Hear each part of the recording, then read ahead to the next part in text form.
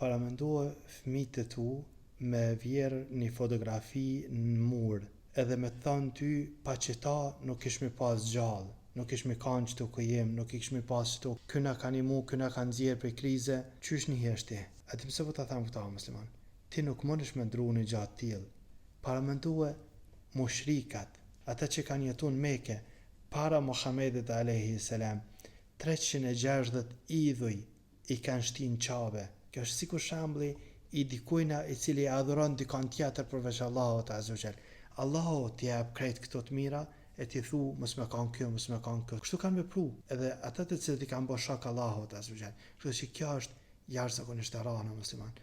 Allahu azza wa jall më t'i dhon krejt të mira e ti me drejtu gishtin nga dikush tjetër. Ti me lut dikon tjetër, ti me falendëru dikon tjetër, jo Allahun azza wa jall. Kështu që për gjana që vijnë prej Allahut azza wa jall, si rizku, shneta, menja, evlad, për këto kur mos e lutni kurkan, kur mos e falenderoni kurkan përveç Allahut azza wa jall. Ama për gjana normale që janë ndihma ndaj njëri tjetrit, me sjellja me njëri tjetrit, atëherë je i sjellshëm, je falendërues ndaj njerëzve. Mirë, po për gjana që i ka ndorë vetëm Rabbul Alamin, kur mos e lut kurkan.